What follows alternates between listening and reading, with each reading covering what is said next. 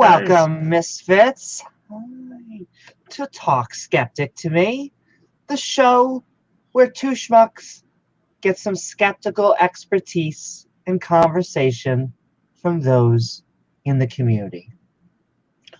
On tonight's episode, we're talking to Pat Lowinger on the subject of flood mythologies of the ancient Mediterranean and Mesopotamia. So with that, let's start some skeptical fun.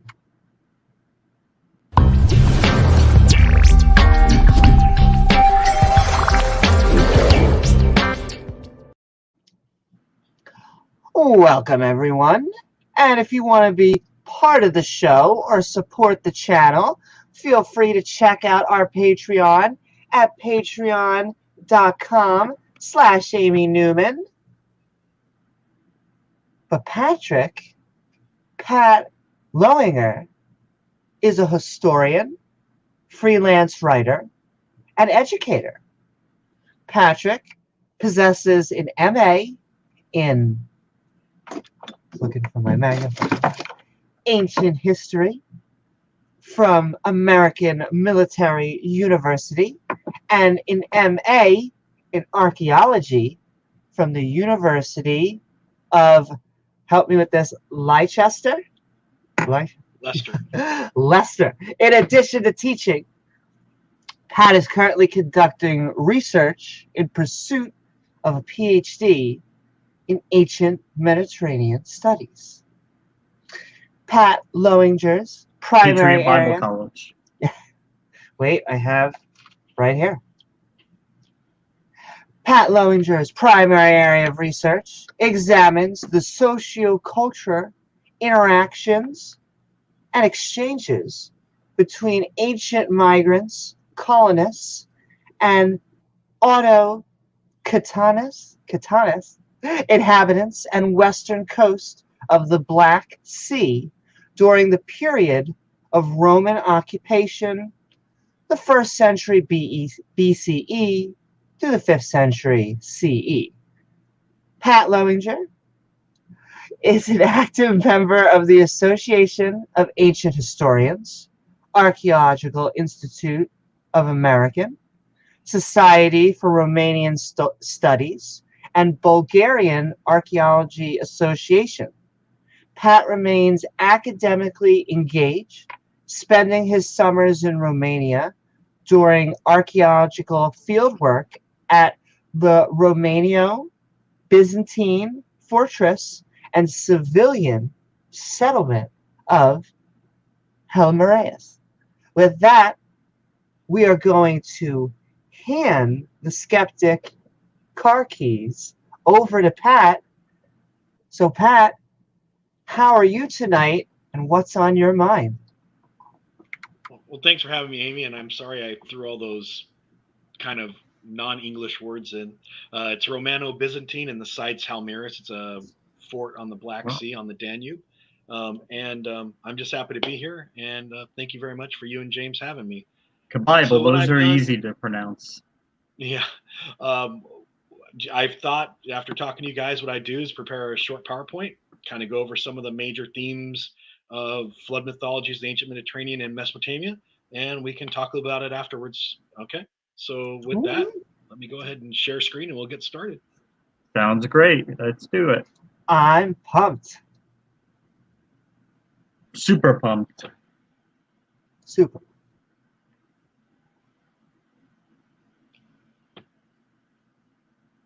As James on Modern Day Debate would say, rad. So did it come up? Woohoo! We're seeing it now. Did what come? That's a loaded question, Pat, on this channel. It's loading, and so I just want to make sure it did. Because all right, looks like it's loading, so it'll be good. Take a second. That's what I get for putting graphics in. Amy's on dial-up internet.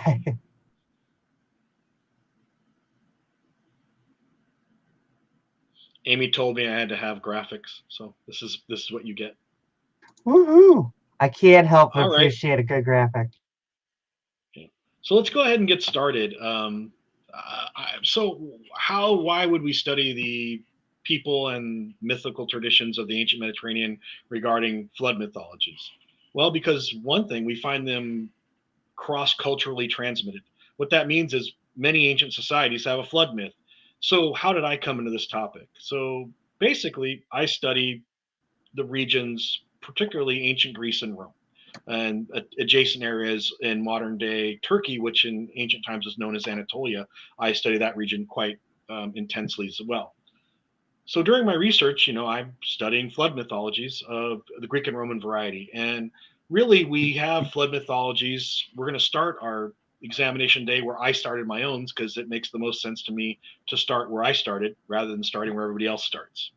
So, what we have is one of the earliest flood mythologies that we have recorded by a Sicilian Greek living on the island of Sicily, where they aren't known to have too many floods, no major rivers or torrents, but it's recorded by him in the 5th century BCE. And his name is Epicharmus. So he writes this flood account, which later is transmitted through various Greek traditions down to a rather short version, which is contained within a text known as the library, attributed to Apollodorus, although we don't think Apollodorus actually wrote it, and that was in the 2nd century BCE. The earliest and possibly it's still argumentative within the field. The oldest fragment we have that may refer to some mythical flood in Greek tradition is seen in possibly as early as the 7th century BCE, and that's attributed to the poet Hesiod, who writes several things, including Theogony, which many of you should be familiar with. So, with that, I'm going to start talking about Deucalion and his wife Pyrrha and his account, which is actually really short. So, we're pretty glad to have it. So, reading from Robin Hard's translation of the Library of Apollodorus, or Apollodorus's Library of Greek Mythology, I will quickly give you guys a quick synopsis. So, chapter 7 begins with Zeus being angry because Prometheus have given men fire. Men are becoming a problem. So Prometheus is subsequently punished, and as you remember, stuck on the side of a mountain where his liver can be torn perpetually for disobedience to Zeus. But coming a little bit further is Prometheus had a son, Deucalion, who ruled the area around Pythia, and married Pyrrha, the daughter of Epimetheus and Pandora. Yes, that Pandora, who the gods had fashioned as the first woman. When Zeus wanted to eliminate the race of bronze, that was the current race of men, Deucalion, on the advice of Prometheus, built a chest, and after storing it with provisions, climbed into it with Pyrrha. Zeus poured an abundance of rain from the heavens to flood the greater part of Greece, causing all human beings to be destroyed, apart from those few who took refuge in the lofty mountains nearby.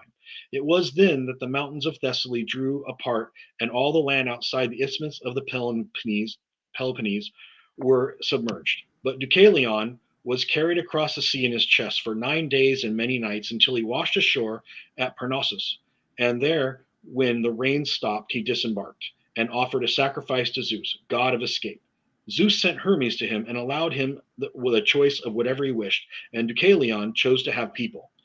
On the order of Zeus, he picked up stones and threw them over his head. And the stones that Deucalion threw became men, and those that Pyrrha threw became women. And this is the beginning of the Greek tradition on how both Deucalion and Pyrrha become the progenitors of a new race of ancient Greeks and are the forebears then of all Greeks that survived this great flood. Now, why is that important? Because I noticed even in my own studies, hey, this sounds like another story that I heard. And for those of you that have bought the full ticket price for this show, you'll realize it's similar to what you may have heard in the Noah flood myth. So I started looking in the Greek and Roman tradition. Well, what do the Romans have to say? Well, the Romans come pretty late. The accounts we have are really from, the best accounts and most complete accounts that we have are from the 1st century CE. And that's Ovid's detailed account is in Ovid's Metamorphoses. And then another person you may not have heard about, a guy named Gaius Hyginus, or Hyginus. And he wrote a short book, which was kind of a summary of myths. And he goes in to explain many of the same things that Apollodorus had, although he leaves out the creation of a boat, ship, or chest in the case of Deucalion and Pyrrha, and changes Zeus to Jupiter or Jove. And then, unlike landing in Greece in the Roman account, they arrive in Sicily, interestingly enough, and land on Mount Etna. And again, somewhat different from the account we get from Apollodorus, is that the Roman tradition, at least as in this particular account, both Deucalion and Pyrrha are so distraught at being the only people left on Earth, they beg Jupiter for either give us death or give us people. And Jupiter says, in his graciousness, okay, then I will allow you to create a new race of men. And again, much like the account we find in Apollodorus, they gather stones, tossing them over the shoulder. Those Deucalion tosses over his shoulder become men, and the ones cast over Pyrrha's shoulder become women. So in many ways, it's very similar. Now, one thing is that we have also an account from Ovid, which he also explains that both giants and men giants become problematic, and men just degenerate into this fallen state. And that's what actually prompts Jupiter's wrath. So even though the Greek and Roman traditions are very similar and have many of the same characters, they do have differences that are worth noting. First of all, the Greek myth is very Greek ethnocentric. It's talking about Greek people.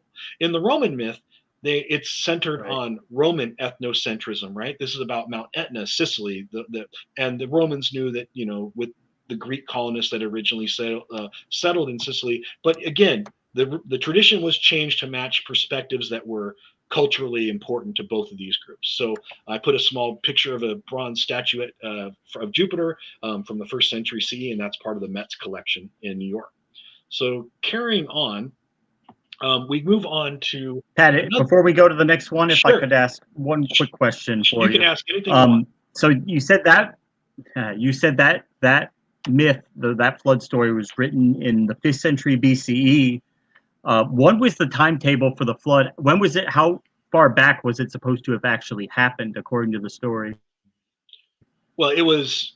Hesiod talks about races of men. So there is a race of gold, a race of silver, a race of bronze, and there's an age of heroes, right? So it was just projected backwards, between the time people are currently in and the time of an ancient past. So this is a mythical past, even within Greek tradition. Although it's considered history, it's even an obscure mythical history within a Greek perspective.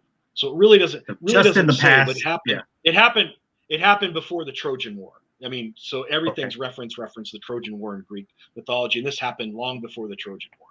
And it was supposed to be a worldwide flood? Well, from the Greek point of view, if it wiped out Greece, then it was worldwide, because they only saw, the world ends where you are. Yeah. Right. Okay. Right. So, all right. The next group that I wanted to explore before we jump into Mesopotamia was Egypt. Now, did Egypt have a flood mythology? Well, they did, and it's different, and it's markedly different, and it's extremely old. We actually can date the Egyptian flood myth, which is actually known as also the myth of the destruction of mankind, or the myth of the heavenly cow. We'll talk about why that's important in just a minute, is because it gives rise to itself, or it comes into being and commonly attested to within Egyptian mythology, probably sometime between 21 and 2000 BCE. Although we don't have early inscriptions dating, the earliest inscription we have that details it was found in the tomb of Tutankhamun in the 14th century BCE, and along with one of the most complete examples of the myth we have, again, is an hieroglyphic text found in the tomb of Seti I, which is in the 13th century BCE. So even though we'll talk a little about like the first known or the oldest extant copies that we have that we can use as reference, and then why some historians and archaeologists think these myths actually preceded the written or inscribed accounts that we'll talk about. But we have this tradition in the Egyptian flood mythology. Now, this one is markedly different than the story that we got from the Greek and Roman point of view. And it's kind of important to understand this tradition in Egypt's developing around the same time as something we're going to talk about in just a few slides, which is known as the Epic of Atrahasis. Atrahasis is a Mesopotamian flood mythology. Now, why is the mythology of the heavenly cow important? Because it gives us something to contrast in the same time period. Now, again, unlike some of the other myths we're going to study today, the myth that arises from Egypt is about Ra, what you'd expect it to be about the head deity in Egyptian mythology. But in this story, he's grown old, and basically men rebel and try to overthrow him.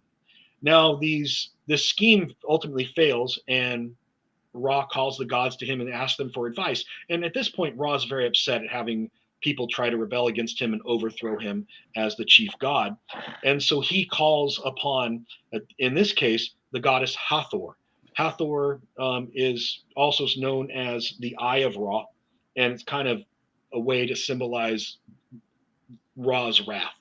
Well, she goes to Earth on the orders of Ra and starts destroying the people of Egypt, men, women, and children, and starts slaughtering them wholesale.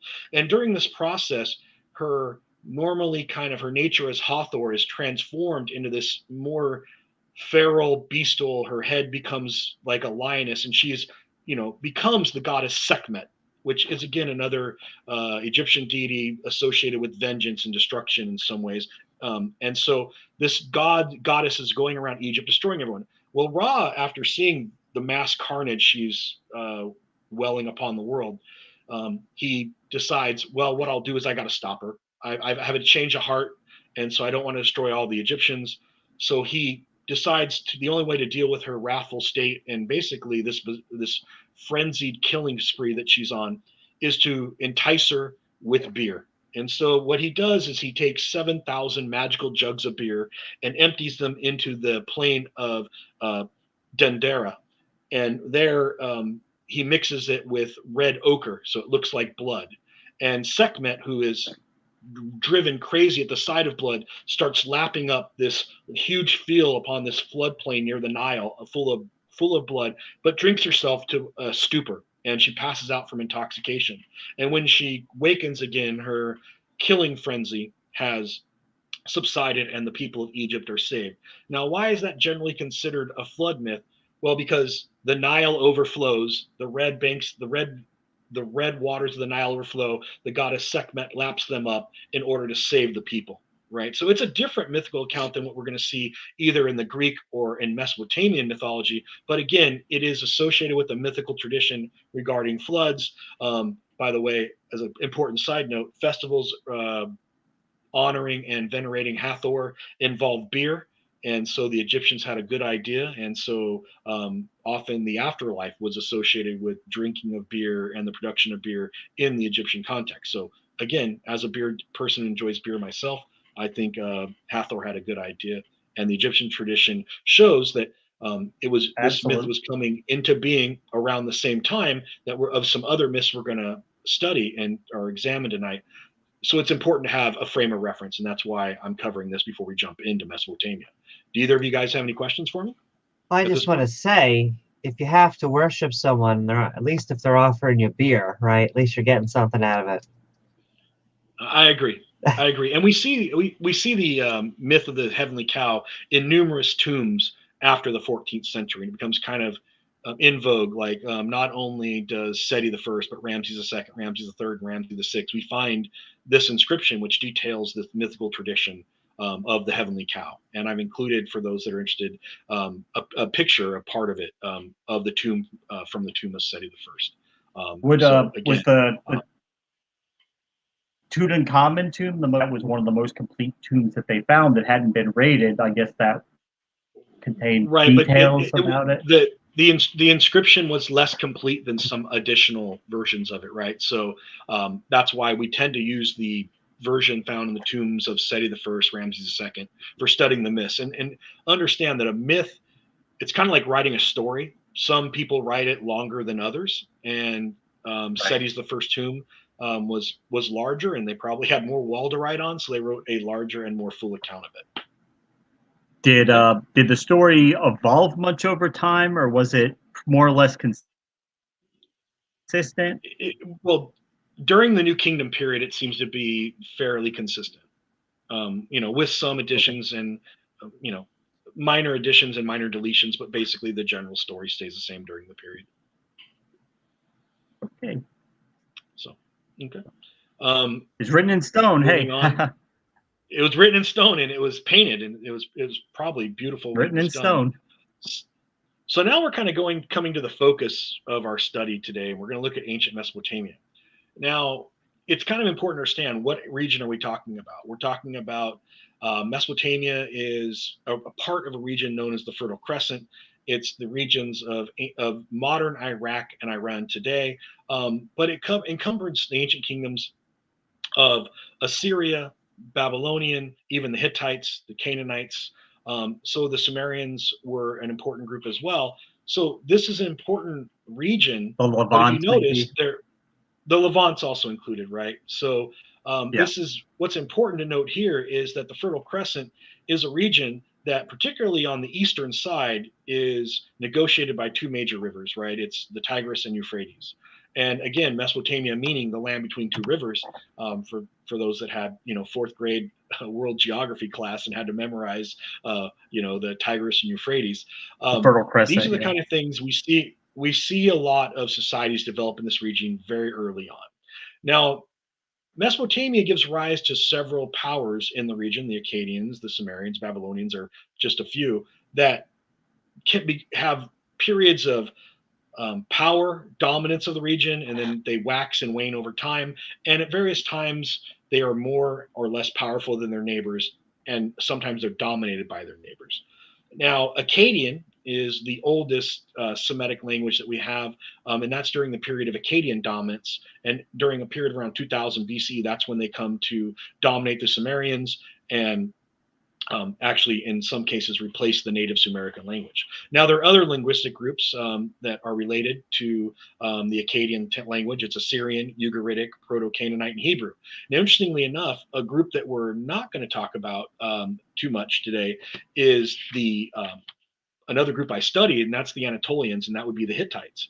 Now, the Hittites are important because they have their own Indo-European language. Now, there is a hypothesis that the Indo-Semitic languages have a common ancestor root, but that's still a hypothesis that linguists are discussing. So whether or not all these cultures are necessarily connected by language is still a topic of some debate among linguists.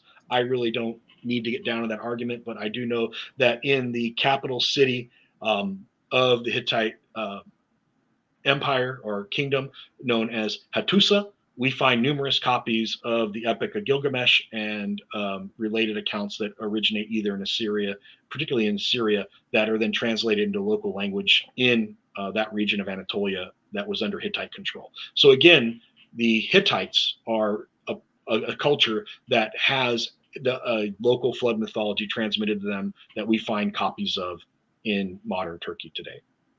So do you have any questions about that before we continue on? It may be a tangent or it may not. I've been always interested in how much hate the Canaanites seem to have in the Bible, and I've also been duly told that it may be true that the Jews may have been Canaanites or Canaanite offshoots or related, or what is the actual relation between that? Don't forget the Hebrews Hittites. So they are. So, it's just like it was just two tribes, and they're kind of like feuding. They broke off separatists. Right. Yeah, basically what we have is a larger group of people that live in the region. Splintering occurs. Again, not all Canaanites were friendly with all other Canaanites. They were just people who lived in a region. And at a certain point, we see the people that we're going to call the Hebrews are going to branch off and become described as no longer Canaanites. Are going to self-identify as Hebrews, but there's a lot of cultural blending between Canaanites and even the ancient kingdom of Israel during the period of between 1900 BCE, and that's going to be the period that we talk about when we talk about quote unquote the kingdom of Israel. And we aren't even sure that both the kingdom and Israel and Judea were ever united in the sense of being one united Israel. It appears Right. that Judea was dominated by Israel, and this is a subject that is quite Interesting. extensively studied and has been the focus of academic study for at least the last 50 years. And it's really put the biblical archaeologists on their back foot, because now the people that have gone out to prove the Bible is true, from starting with the Bible and trying to find the archaeology to support it, they've largely met with a big goose egg, and so it's problematic for them. So I mean, This region's oh, okay, go ahead. I would just say that could that be why the ancient Hebrews, why they had to contrive much of their history before that time when they separated, because they didn't like the Canaanites, they didn't want to be associated with them, so they had to kind of invent their own backstory, I guess. Well, ethnogenesis can be a complicated topic for ancient cultures. We're really sure after the conquest of both Israel and then Judea by the kingdom of Assyria, the Assyrians come in and dominate both groups. And we see that from Judea, many Hebrews are taken to captivity. And for that reason, when they return under Cyrus, they are returned to the kingdom of Judea, the region of Judea, and they've been in exile for quite an extensive period of time. And that's when we see the largest body of works emerge. It's during and after the captivity. So really, we're talking about a period of between 600 BCE and 500 BCE when we see any what we consider written accounts emerging from what we'd call the Jewish tradition or the Hebrew tradition. So it's very late. It's actually contemporaneous with some of the accounts that we're seeing in Greece at the same time. Okay. So one of the things talking about Mesopotamia, and particularly the Tigris and Euphrates, is most historians and archaeologists are pretty convinced that these flood mythologies may be based, and I say may, be based on an actual historical event. But how do we figure out what historical event there could have been? Was there a worldwide flood? No one that actually studies this believes there was a worldwide flood. No. Any serious academic kind of scoffs at the idea. But the reason this kind of took off is because in 1929, there was a pretty famous archaeologist named Leonard Woolley who discovered, he was digging at the site of Ur, and he discovered a deposit layer of about 3.5 meters of thick deposit of clay, which was deposited by a cataclysmic event, i.e., a flood, in the region. A local flood, though, not a local flood. flood. Yeah. But this, right, and this deposit could have been as early as 3100 BCE. And then what we see is there was an earlier civilization, it gets buried, and then a new civilization at Ur gets built on top of this. This is why Ur has multiple, Ur 1, Ur 2, because of all these different events where the city's rebuilt on top of an older pre-existing version of the city, or is either deconstructed or has some type of cataclysmic event occurs where instead of clearing the rubble, you just kind of build on top of it, or instead of clearing the mud and debris away, you just build on top of it. Kind of makes sense if you're approaching it from an ancient perspective. Less work. They don't have modern machinery like that. Less work, exactly. Yeah, less work. So the problem is other archaeologists in the area, but after Woolley's discovery, started finding additional soil deposits. Now, the problem was they weren't all dated the same level. So there appear to have been several flood events in the region which attracted various cities of southern Mesopotamia. Particularly, we're talking about the region that was like Sumer today and the bottom part of Babylonia, right? So we see flood layer deposits at Kish and Uruk. Right. In fact, Kish appears to have been covered by the first of two flood events, the first around 2900, another one around 2450. And that was the same as Uruk in 2900. Then there seems to have been another flood event I always have a problem pronouncing this particular name, is Shur-Upak at about 2750. So what we're seeing is that different regions and different things, both the Tigris and Euphrates are overflowing wiping out cities, sometimes more than one city at one time, and depositing these layers that can be studied, and realizing that there's different periods where floods occur. Now, a lot of historians that study this region is often called, the study of cuneiform culture, right? Because they wrote in cuneiform. So they refer to a great flood event probably having a possible, again, it's a probable, but a possible hypothesis is this a flood event around 3100 may have been the flood event that sparked this mythic tradition of an ancient civilization being wiped out and the gods having done it in a wrathful, for a wrathful, vengeful reason. But others think, well, maybe it's a little bit earlier. Maybe it's the event that wiped out Uruk and Kish in 2900, because then you have two cities destroyed, and the archaeology supports a pretty large flood at that point. But either way, whether or not it's 3100 or 2900, most archaeologists and serious historians that study the region believe there's a historical event that gives rise to this mythical tradition, which we today refer to as these floods. mythology. These floods would have been, it wouldn't be like how the Nile regularly overflows, but it's not destructive. It just makes the land more fertile. These are more cataclysmic floods where there's widespread destruction, and it's, okay. Yes, and that's part of the problem is the flood. Even though the Nile wasn't the most behaved river, it was the Egyptians had come to rely upon its floodplaining as part of their agriculture. And now, yes, the Nile floods, and sometimes it's destructive, but the Tigris and Euphrates had a habit of being more so. It's not cataclysmic. Right, particularly the Euphrates, for what we're talking about, seem to be the most problematic river in the region. And you think about it, it's a river that has a very long length to it. It starts off in that very eastern corner of ancient Anatolia, modern Turkey, picks up a lot of. This is before it's all being taken by modern civilizations. The river flows. It's catching rains during periods of severe rain. It's the single funnel for all of this to enter out into the Persian Gulf, and has to pass towards its terminal end, past all these very developed civilizations that themselves are barely above what we'd call sea level today, some of them at sea level. And then this flooding is extremely catastrophic. And so again, this flood mythology and development probably is based in a historical event, but not a worldwide cataclysmic flood as depicted in the mythology that it's ascribed to. So what do we know? Well, we know that we have multiple flood mythologies. The first is a flood mythology that we find and is called the Eridu Genesis. Now, this is the earliest detectable flood mythology.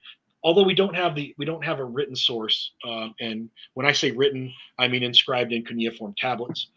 It's fragmentary. It's still a subject of quite a bit of debate.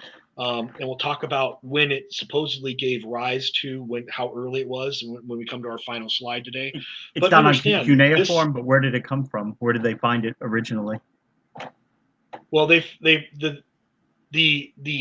is one of the issues that a lot of people don't want to address. I'm a historian and an archaeologist. I like to have a physical piece in my hand. So before I'll say this is when the myth is known, I want to find something with the myth on it. Either if it's from Egypt, I want a piece of papyri or something tangible, inscribed inside a tomb. In ancient Greece, I'm going to want an inscription and or a papyrus fragment. If I'm studying Mesopotamian culture, I'm going to want a cuneiform tablet, and I'm going to want it to have more than just a few words. Now, this is part of the problem: is much of this was orally transmitted, then it became in the realm of scribes. Some people use partial kings lists because they mention some of the same characters to establish some of these mythical traditions. But the Eridu Genesis is considered to be the oldest mythical tradition, and it's among Assyriologists and those that study cuneiform culture is considered the oldest because of other clues such as parallel kings accounts and things like that they use, and the cities being mentioned during their prominent periods. So they've dated, even though they don't have an early copy, they date it backwards based on what it's talking about. Does that make kind of sense? It's kind of like detective work. Although we can't hold records from that era. things don't last that long, especially from the time. So you kind of have to Right. go with the experts Well, on that. and when they extrapolate backwards, that is where the debate starts happening. It's like, is it the earliest account 26 or is it 24? Right? How far back can we actually extrapolate to where we can still be having a reasonable amount of certainty that this is when the myth first gets generated? When it's not written down for another 300 to 500 years in some cases, Yeah. right? The earliest copy that we have. So we have to be kind of careful with that. Still Now, older than the others either way. You know, it's just a matter of pinpointing right. exactly where, but it's still way older than the others. Yeah. Yeah. Yeah, and really the interesting part about this flood mythology is it's not complete. So it's missing lines of text. You can read it and go, okay, it's talking about a flood, but some of the things that we'd use comparison to other flood accounts that we're going to talk about, we don't have a complete. So imagine you're trying to read a book with 2 of the 5 chapters missing, and we know who it talks about. We know it's about a flood myth and talks about how long the flood lasted, and what eventually was done at the end to quote unquote appease and right themselves with the gods. But certain sections in the middle are missing, so it makes it somewhat more problematic. And the main character in the Eridu Genesis is, and understand the Eridu Genesis starts with the creation of the world and the creation of man, is a character named Ziusudra, right? And Ziusudra is this kind of, he's Gilgamesh before Gilgamesh, but we'll come back to that in a minute. But we do know that in that account that for 7 days and 7 nights after the flood had swept over the entire world or entire country or all the land, that this that for 7 days this person went around in a boat that they had sealed themselves in, because the gods had, particularly one god, had told them to. And then after they were allowed to come out of their boat and things were safe for them, and the world had settled down and the waters had receded, they offered sacrifices to the gods. And then as a bonus, they were granted eternal life for having been true and faithful and showing the gods that they were actually worthy of being alive and not being destroyed.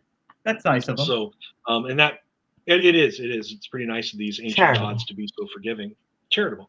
The next and much more complete version, and this may, I had a conversation with Dr. Josh, for those of you who know him, about this and whether or not the Epic of Atrahasis is contemporaneous with, or predates, or comes after the Epic of Gilgamesh. And I'm of the opinion that it's contemporaneous or slightly precedes, although the scholarship on the area is divided, and it really doesn't matter, because we have both Assyrian and Babylonian dialects recording this mythical tradition, which means it was widely known in the region. And this talks about Atrahasis. Wait a minute, Pat, that doesn't sound like Gilgamesh. Absolutely not. But the mythical traditions very much the same. It's a rather lengthy account. Again, following creation. If you're following Genesis, it's again very much like Genesis in its accounting, and follows with the creation of man. And humans, in this case, become noisy. And noisy means causing the gods grief and problems. And the gods wake up and they're like, oh, humans are just so noisy. They're just creating noise. And the gods become annoyed with the clamor and babble of the people that are down on earth. Now, not just the gods are complaining, this causes the lesser gods to complain as well. And so the gods are upset, and so they decide that they need to be destroyed for this particular. The gods make them, but then aren't happy that the people are making noise, so they just try to destroy them so they can go back to a peaceful existence. And so they do so.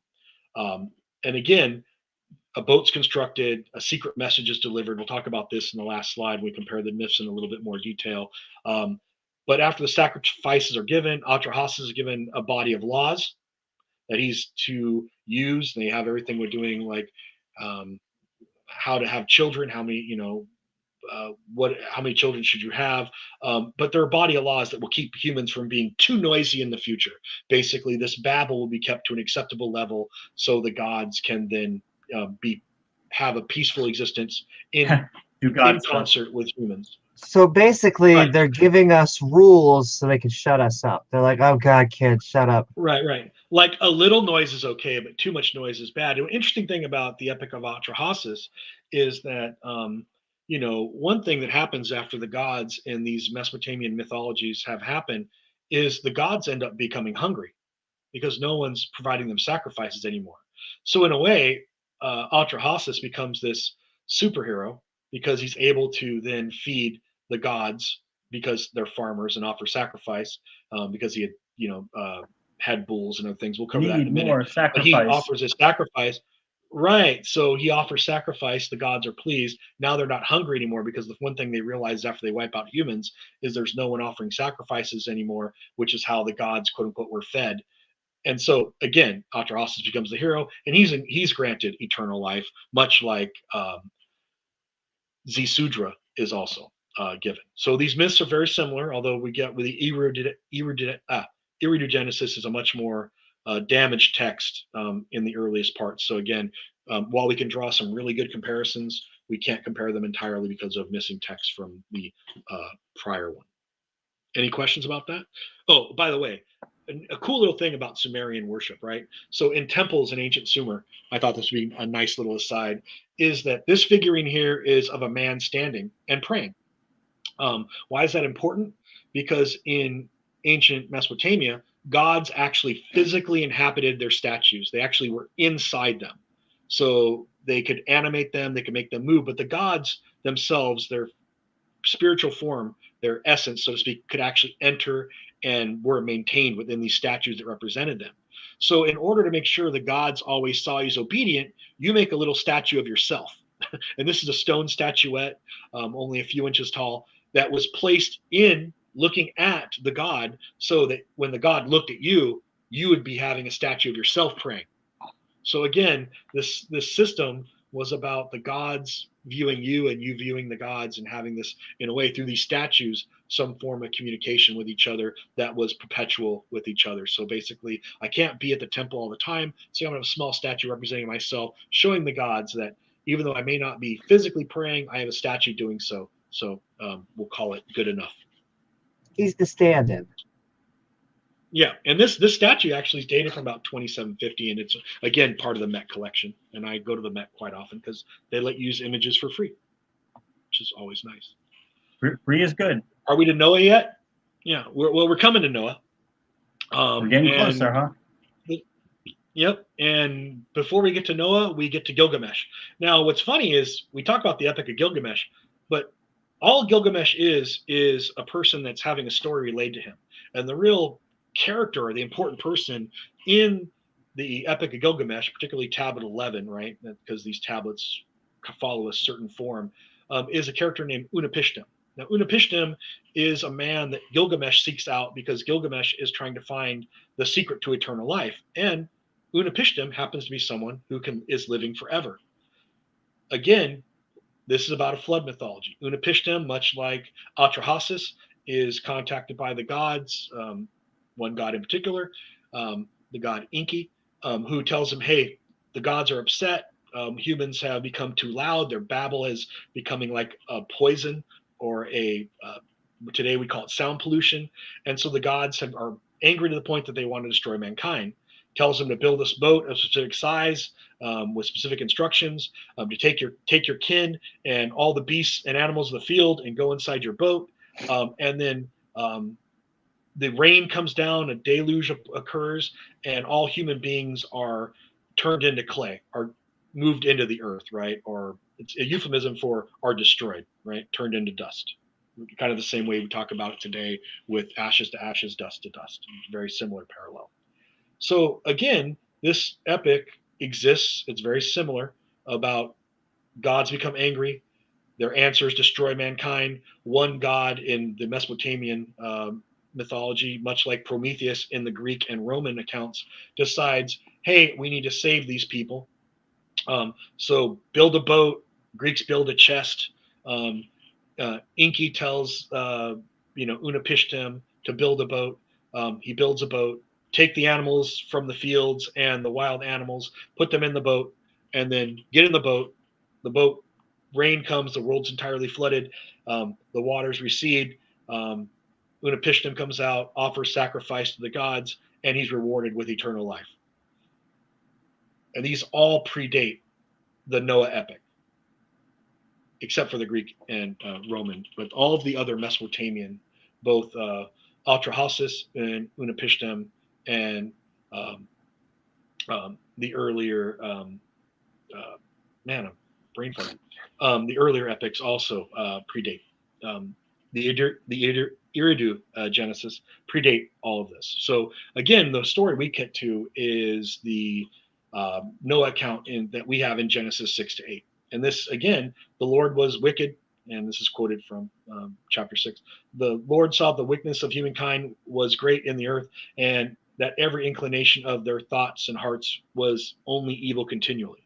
Basically, God's mad that people have turned to evil. They're causing him grief, and so he just tries to destroy them. What happens? God tells Noah, "Hey Noah, build a boat of certain size and scale. Take your family into it. It rains. Everybody's wiped out, but in this case, it's 40 days and 40 nights of rain. But all that was flesh died, and all that was flesh, all flesh that died that moved upon the earth. Basically, everything that walked, talked, breathed was destroyed by this flood." And God bless Noah with an extremely long life. Remember, Noah is supposed to live to 950 years old, and that his children, his sons, become the progenitor of a new race of humans, particularly a And new race of Hebrews that are men that are going to eventually be, in the Abrahamic tradition, right? So Ken Hovind again, says they're 15 to population. 20 feet tall, probably. Really? Well, Yeah. I think Kent Hovind might be wrong, but Well, this is that important said to that remember. why the There's ark some could be bigger, because their cubit would be based on their size, so they were huge, on huge. I'm yeah. It's funny because I've included a picture of a Neo-Assyrian cuneiform tablet from actually a tablet 11 from about the 7th century BCE that contained the Epic of Gilgamesh, and this is from the British Museum. But even more important than that is probably a fragment that was found in the 1950s at Megiddo, which is in central portion of modern Israel today, and this contained the Epic of Gilgamesh as well. So wait a minute, Pat, what are you saying? Well, we know the Epic of Gilgamesh was transmitted in written form into the same region where the Noah account is either going to be learned of, synchronized into, or adopted, because we know the ancient Canaanites knew about it, because the ancient Hittites knew about it, and the northern part of Canaan was controlled at various times by different people, the Hittites being one of them. So we actually can tell you, because there's been quite a bit of study. There's a paleographic and petroglyphic analysis that lets us know even the city that this tablet was manufactured in, and it was in Gezer, which is again in Israel. So this tablet found in modern Israel was transmitted to another city in Israel, and it contained the Epic of Gilgamesh and was a cuneiform tablet. And this study is not very controversial. This paper published in 2009 talks about this fragment found at Megiddo being one of the oldest and most southerly samples of the Epic of Gilgamesh transmitted and was found in archaeology. It's problematic to date exactly when this tablet's from because of the way it was found. It was kind of found, basically it was dug up and almost thrown away. They found it in the heap where they usually throw stuff away and go, wait a minute, this is the Epic of Gilgamesh. This isn't just a chunk of bad earth. So they had to kind of go back and try to figure out exactly where it had come from. So it's harder to date that way. But in 2009, this was Goran, Finkelstein, and Mommsen from the University of Tel Aviv wrote this joint paper about this fragment found at Megiddo, which kind of establishes, yes, the Epic of Gilgamesh was known in the region of Israel because we have multiple samples in the region. Plus, there was, it was being inscribed because the tablet was manufactured in Gezer, which is also in modern Israel. So it's been a pretty important find.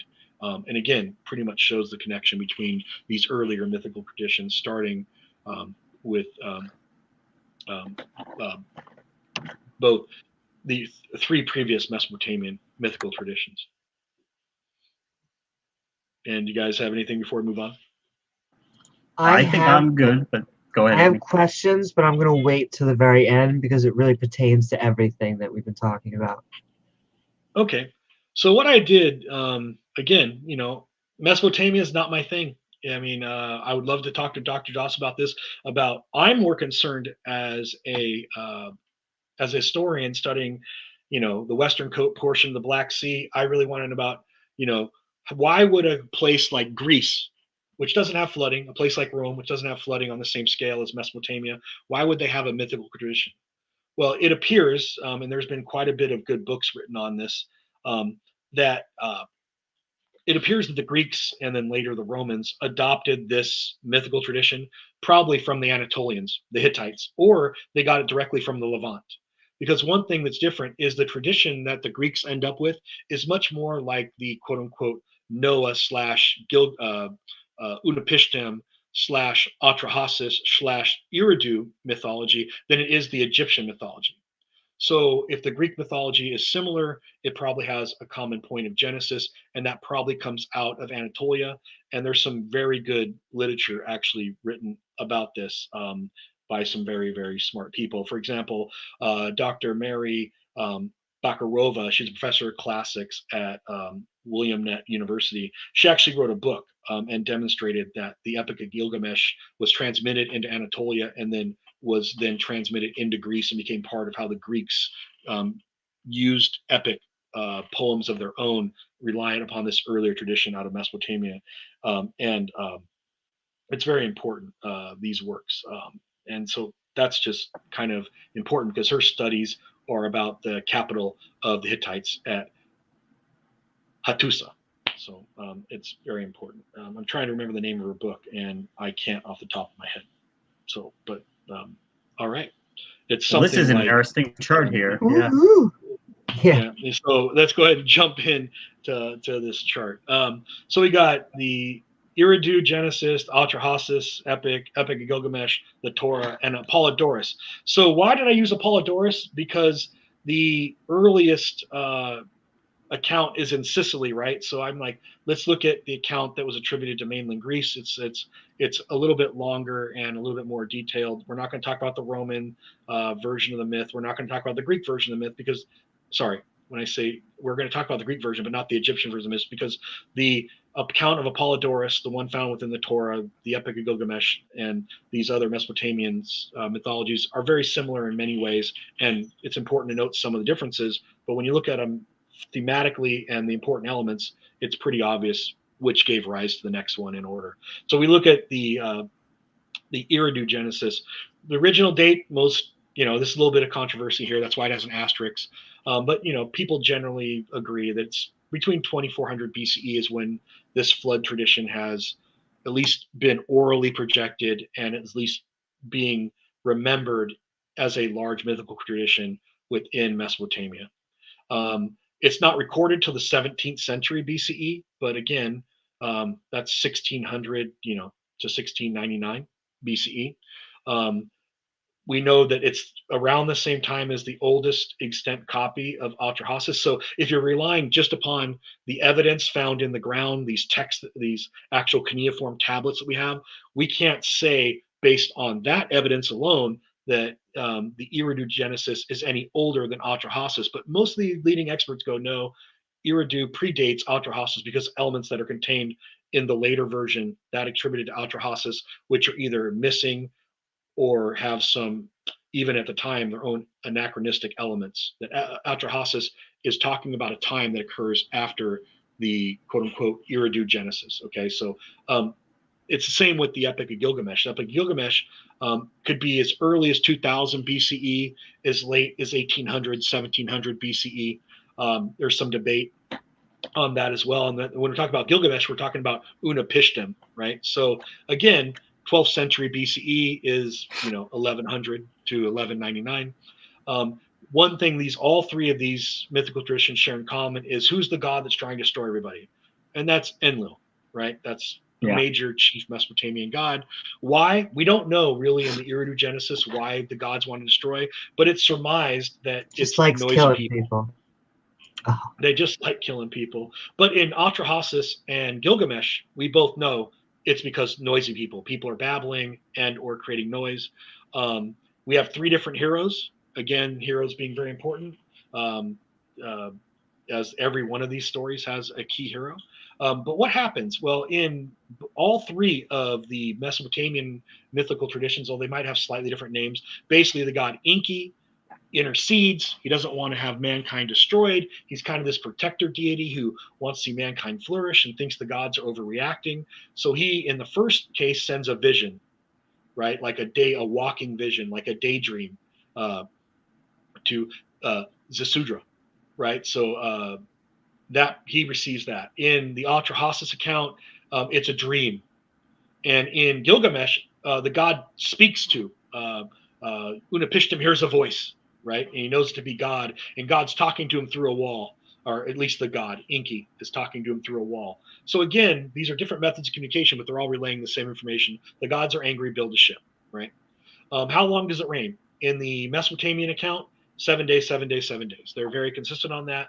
But one element we see added by the time of the Gilgamesh in the epic that's attributed to Utnapishtim, right? That's the main character, is the inclusion of birds.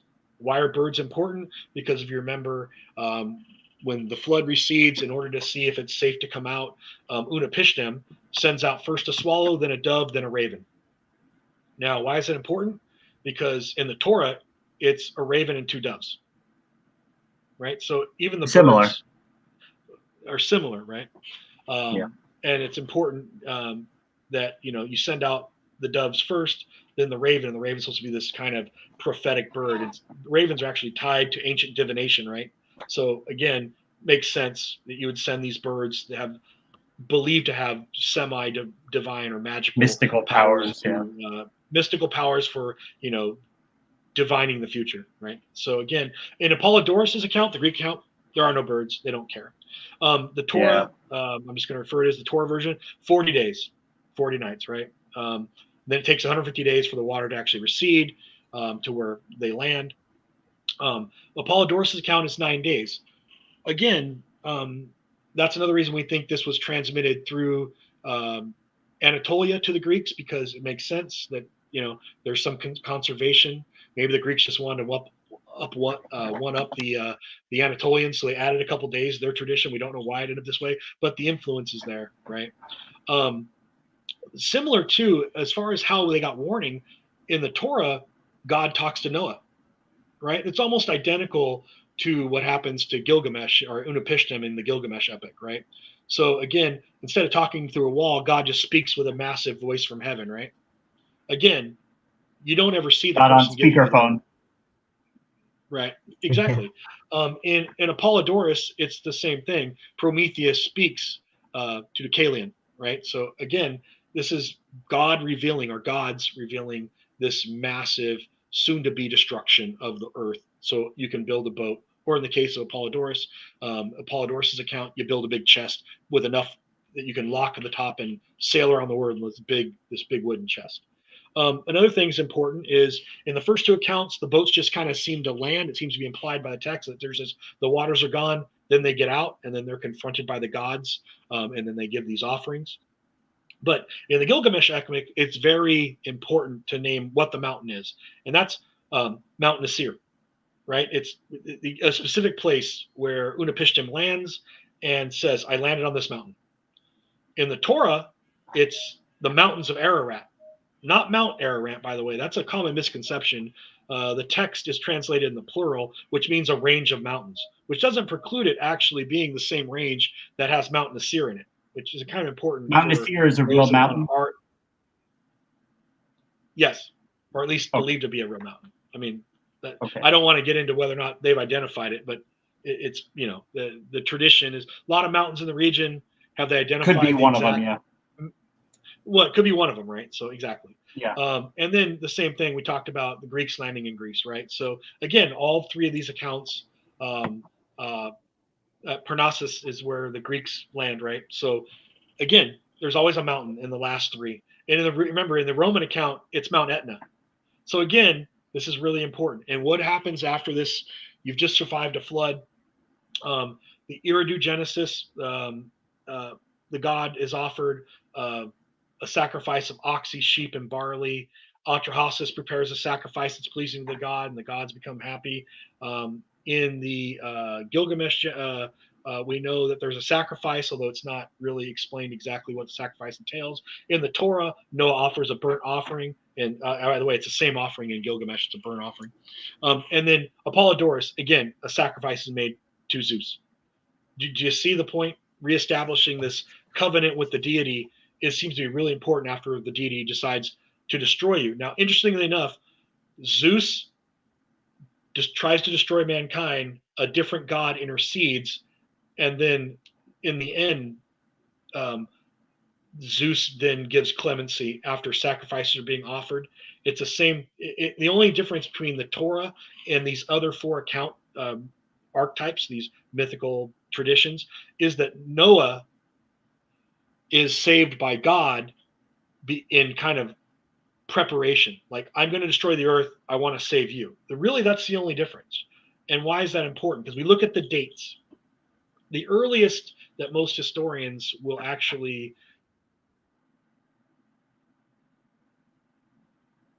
Sacrifices.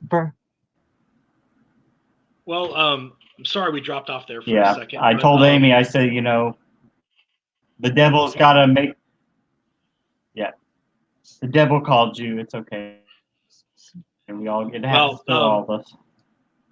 What I was noting was I'm that Team Satan. most historians are pretty consistent in their analysis of the fact that as the Torah is being particularly written, transmission from an oral to written form in, again, 6th or 5th century, this is a period of extreme ethnic tension. Jews and Hebrews have been conquered by the Assyrians. Many of them have been taken to Babylonia in captivity. Some of them are to varying degrees embracing Persian culture, while others are highly resistant of influence by this proto-monotheistic Zoroastrian tradition. And so this may have been the reason that the Noah tradition is different, because it was written at a period where ethnocentrism and religious purity are being pushed.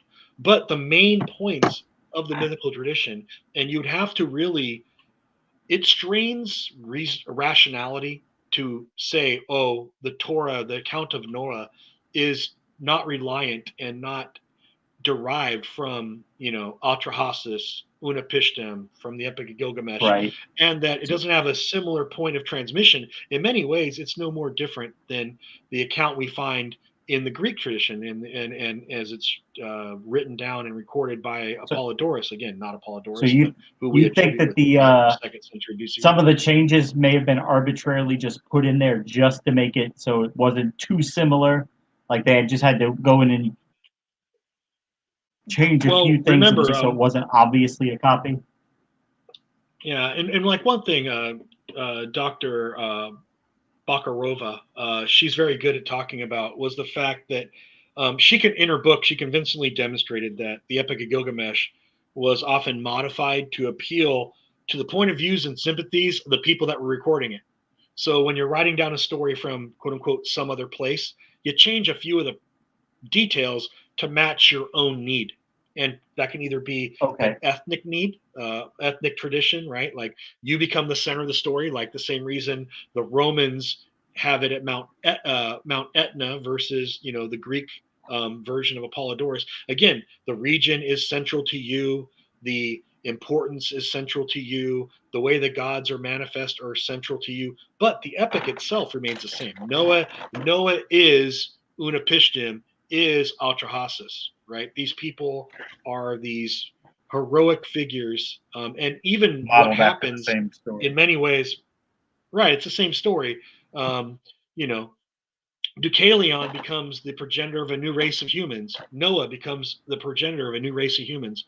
Again, that's nothing uncommon about it until you want to say that, try to explain away that the Torah is unique. The Noah account is absent any of these influences from out the rest of Mesopotamia, in light of the fact that we have copies of the Epic of Gilgamesh found in modern Israel today, Megiddo and Gezer. It strains credulity to think that this is somehow a story that hadn't been floating around the Mediterranean and Mesopotamia, in particular Mesopotamia, 1,000 years before the first, ancient Hebrew even heard about it and started trying to blend it into their own tradition. And they didn't write it down until 1,500 to 2,000 years later, after it had first started with the Eridu Genesis. Again, this is the kind of thing that just you start looking at the archaeology and the textual transmission theory, which is what literary historians would call that. How was a text gone from oral tradition to written form? And it's convincing in its argument. And I think anybody who moves against it not only is moving against the vast mainstream consensus, they're actually going into the realm of objectively special pleading that is in direct violation of a massive body of evidence, both within the literary and archaeological record. And with that, I can have take some times if you guys want to, and maybe add a few little bits as they come up. Absolutely, absolutely. I just wanted to Good say, information. you could see from that chart how Gilgamesh really is the tethering. I'm trying to think what's the right connective glue between all of them, as Right. you could see how they add in the doves, and I forget what the other thing was from the chart. Raven. But there was something else too. There was the birds, and then there was something else similar. Was it the burnt offering? Burnt offering, sacrifice being done. It's building the boat, giving the fact that in the Epic of Atrahasis, we got how big's the boat supposed to be. Even the gods are telling you how big the boat needs to be. The savior deity says, build a boat, lock yourself inside, seal the door with pitch, right? They give pretty detailed accounts. It's not like anything new is coming to any of these people. And again, if we were comparing this to a modern academic assignment, Noah would be guilty, or whoever wrote the Torah, we'll just say it's Noah for this. Noah is the biggest plagiarist alive because he didn't come up with anything new. He just copied off his friend's homework.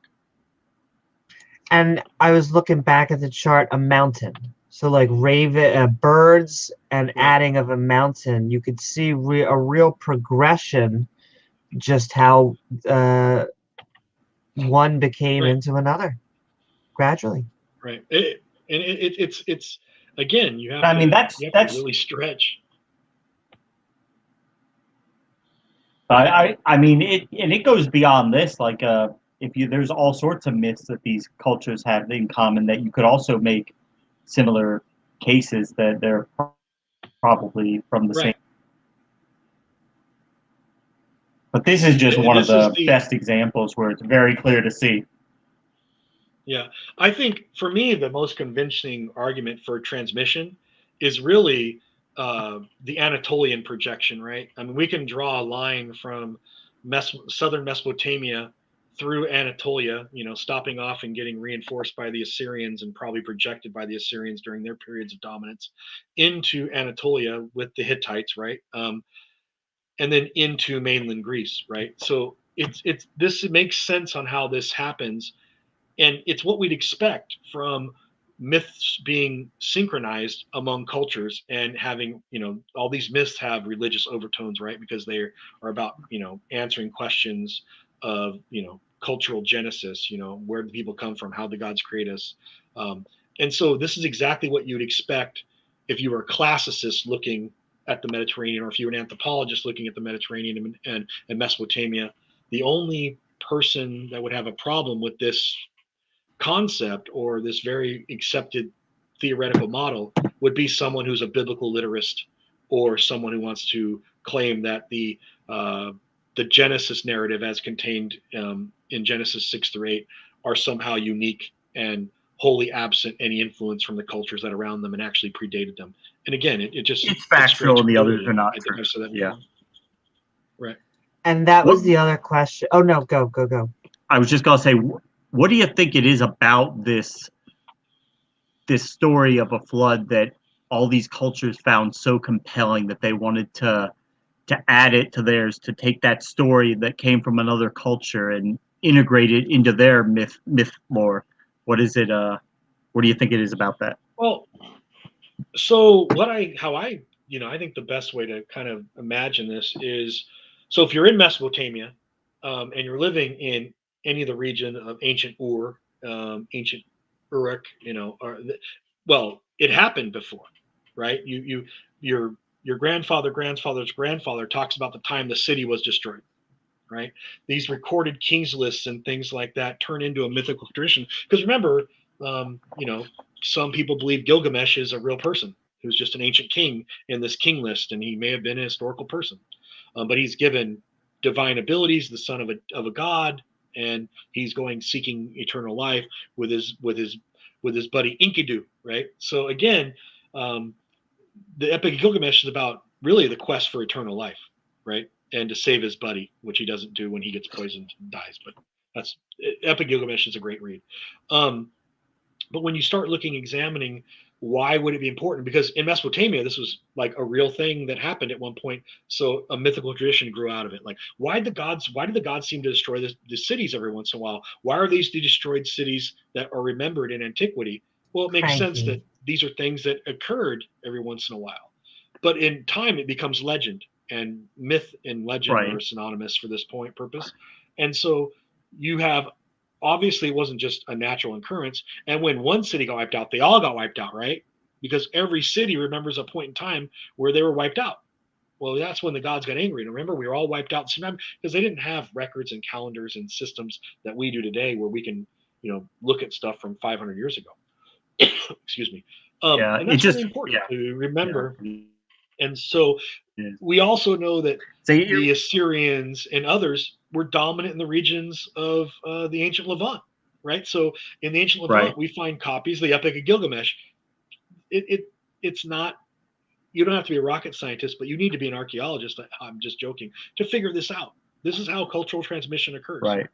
And again, I mean, it just speaks to the human condition that these people, over this wide range of time, they all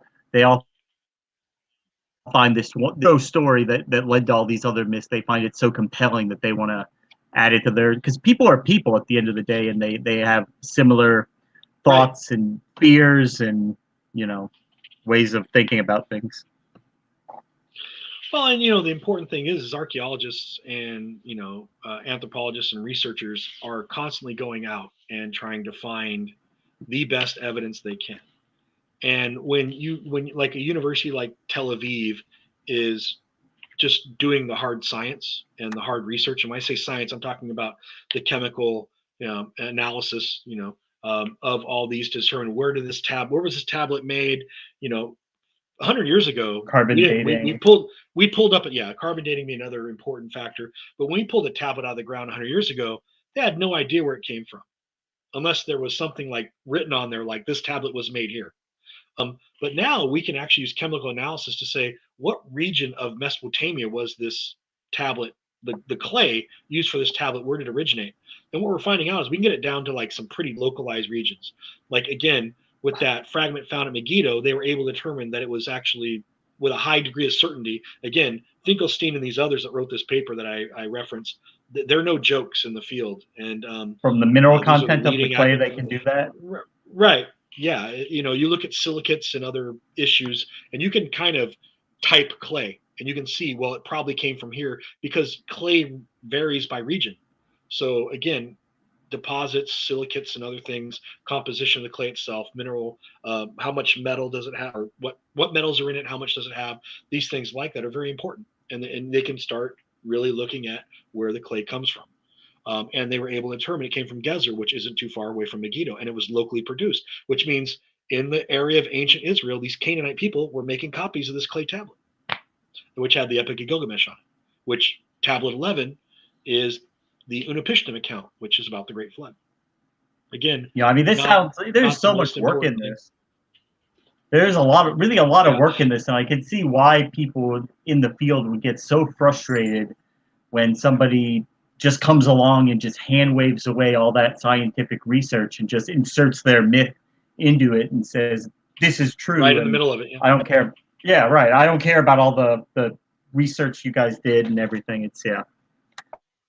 Well, it had been a few years since I read the book, and I didn't want to get the wrong title, and I'm glad I didn't because I recently read a book on the archaeology of ancient Lydia, but Mary Bakarova's book is entitled Hittite to Homer: The Anatolian Background of Ancient Greek Epic, and that's by Cambridge University Press, and it was published in 2016.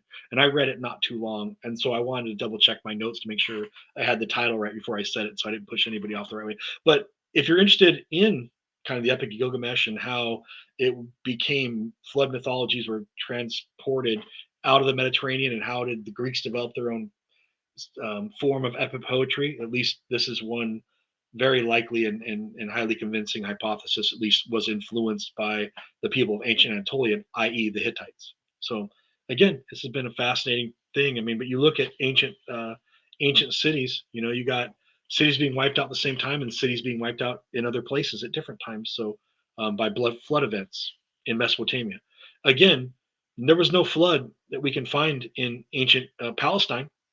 So if Noah was hanging out in ancient Palestine, explain this flood myth to me, right? There was no event. It was transported in, just like it was transported into Greece, just like it was transported into the Roman tradition. Because, hey, we heard about this great flood. That's why the Roman and Greek accounts are kind of short, truncated. They don't build a boat. Deucalion Right. builds a big chest. Come on, honey, let's climb inside this chest. I mean, again, but you see the influence, right? And it makes it very important. Iridogenesis, these are all important accounts. And again, if it's tied to an actual flood event, seems to be the leading consensus that there was some big event that happened where one or more cities were wiped out, and maybe not even at the same time, but over time this myth grew because the Euphrates is a dangerous river to build a city next to, and occasionally gets angry and destroys you. But it's not God, it's nature, and the Right. myth that grew out of it was how ancient people dealt with the fact that every once in a while their civilization was destroyed or damaged. So, Do you and have any questions? I think you were trying to chime in last time. I wanted to ask, what is the response that you get when you try to explain the other flood myths to Christians? And I would say, is it normally they're excited because they think this proves theirs? Are they normally like, no, no, no, mine is the only one? I imagine there could be a range of emotions, both for it and against it, excitement or not. well, with my students, I typically get one of three answers, and I'm glad you asked this question. I think we talked about it a while back. Like what do they do when they're confronted with this? And I don't mean confronted, but again, if you're studying mythology and the transmission theory, as far as religious transmission and synchronicity and all these blending of cultures and how that goes on. Again, remember, cultural diffusion isn't like one culture replaces the other. Both cultures tend to influence each other, not always to the same degree. And this is why transmission and studying transmission in an anthropological model is important. But when I talk to Christians, I get one of three answers. One, um, what I'm saying is some type of conspiracy to deny God, right? That it's just that I'd call that the fundamentalist perspective. The Yeah. other perspective, which is on the other side, is well, Pat, what you're telling me is true, but you know, I don't necessarily believe the Noah flood myth is actually literal, and I think it's figurative and it's literature, so it doesn't have to be true. I really don't care, and actually, it's a way to get out of having to explain why Yahweh destroys the world anyway. Right. Well, it was just something included in there. It's not really inspired, and they're not reading the book for inspiration. I call them kind of cultural Christians. They can kind of reject it and accept it to a certain level. The middle group is actually the problematic one. The first group, I don't think I'm going to convince them anyway. The second group is the one who goes, well, yes, maybe these cultures influenced it, but they're all talking about a true event. And yeah, these Right. other people wrote about it, but the only true account of what occurred is contained within the Bible. And yes, They while the got it right. Mesopotamians knew about it, we have the correct version. And Gilgamesh and Utnapishtim, Atrahasis, these people, these are just some pagan, it's just a way to convince and confuse, to convince you you're right and confuse Christians and mislead them. But the Noah account is actually the true account because it was given to us by God. And yes, there was there slam dunk. Yes, you admit there's a real flood event, but I'm saying, but the world wasn't covered in water. It Mic was drop. regional and limited.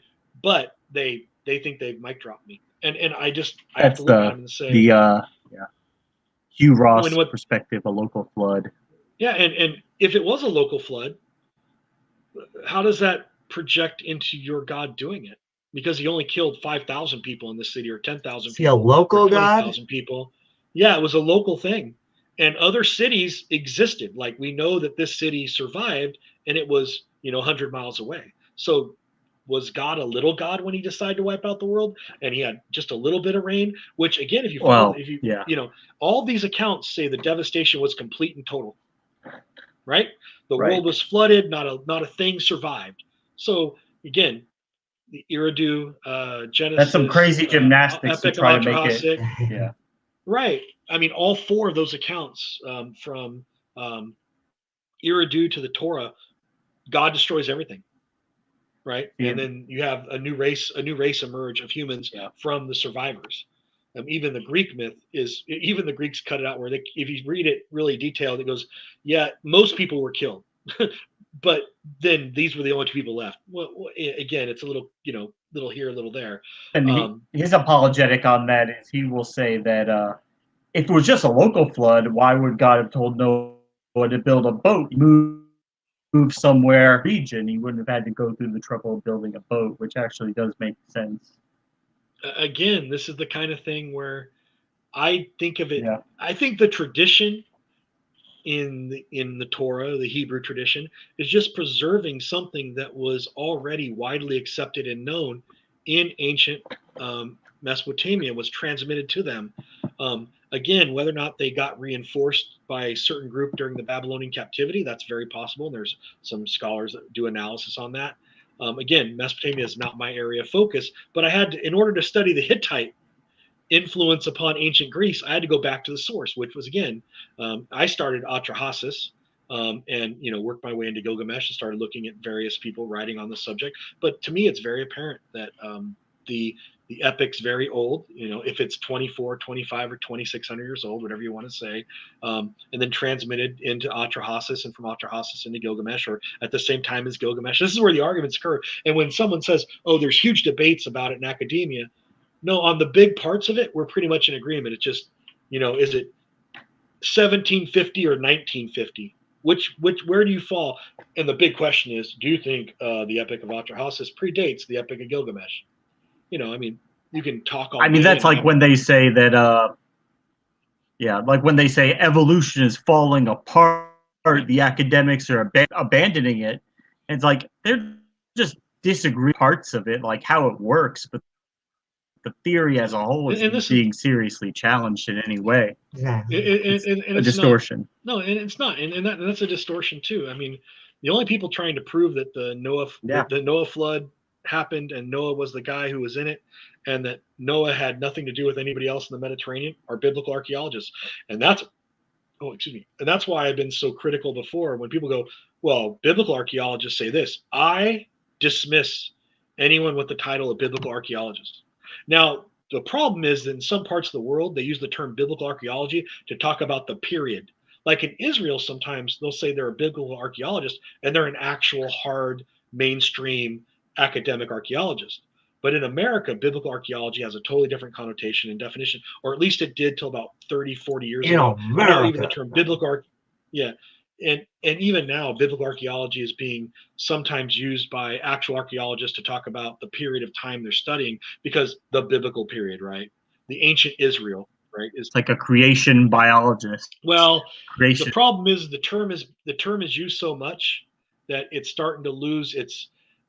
In 1950, if you called yourself a biblical archaeologist, it means you had a Bible in one hand and a shovel in the other. Now it could just mean someone who loosely is going out and studying the period. Indiana Jones style. Yeah, he's he or she is going out and going, well, I want to study an ancient city that's mentioned in the Bible. They may not even be a Christian or even someone who believes in God, but they're studying the biblical period. So they may find themselves being called a biblical archaeologist. I would, if someone came up to me, a young person said, hey, I want to study biblical archaeology, I'd point them to a real Department of Archaeology and say, don't ever call yourself a biblical archaeologist, and shove them down and say, tell people you want to study the ancient Levant. You want to study, you want to be an Assyriologist, you want to be an Egyptologist who studies the Egyptian period of domination in the Levant, be a Hittitologist, study ancient Anatolian societies and cultures. But Amy's a Hittitologist. Yep. Well, however that works. But yeah, I just want to say, unless you have some more questions for me, I just want to say thank you very much for having me on. And I hope I didn't ramble too much. Again, when I'm talking to students in class, it's it was great. I think there's a lot of good information. Yeah, and I apologize for anybody if I stammered or stuttered, but that's just what I do. But thanks you guys for coming on. And if there's anything I can do in the future, I'd be happy to come back. Woohoo! In fact, with that, I'm going to say, Pat, it was awesome talking with you tonight. I hope you had fun. Where can people find you? And what are your final thoughts? Well, again, I had a blast. I love studying ancient mythology, but I look at it as a transmission. This is how culture is transmitted. Myths are part of culture, and it's fascinating to watch them develop. I mean, I study ancient religions, particularly in the Black Sea region, Western Black Sea, and what today would be northern Greece and modern Bulgaria. So for me, this is really important. Other people may say, why are you wasting your time? But, for shows like yours, where we're trying to understand why certain people have desires to worship gods or goddesses, or in some cases, a single god, I think it's important to understand that myths are myths for a reason. And I don't think that the Noah myth is any more or less mythical than the Utnapishtim myth or the myth contained within Apollodorus's Library of Greek Mythology. They're all myths. They're no more important than the others, except when you're looking at how cultures transmitted them among themselves and to the next culture that was adjacent to them. So for that, if you want to find me, I'm Pat Lowinger on Twitter, and I plan on hanging out on Amy's channel and doing more shows like this as often as she'll have me. And so thank you very much. Woo-hoo. And you too, James. Thank you so much, Pat. As often as James will have me is also. Yeah, they're a dynamic duo. So we try, but we have a good. That's the key, is we try to keep it fun, and if you're doing what you love, you never work a day in your exactly. life, right? This was a blast, so I think that fits. And that also concludes tonight's episode of Talk Skeptic to Me, Flood Mythologies of the Ancient Mediterranean and Mesopotamia. I want to thank our host tonight, Pat Lowinger, along with my co-host, James W., and all the people who joined us for tonight's podcast. And if you like what you saw, feel free to like, follow, and subscribe. Our videos are always Become a free. Patreon. But if you want to be part of the show or support the channel, you can at our Patreon at patreon.com/Amy Newman. I'm Amy Newman, and with that, we will see you all on the next skeptical adventure. Have a good night, guys. Thank you. Thanks for watching. Woo-hoo.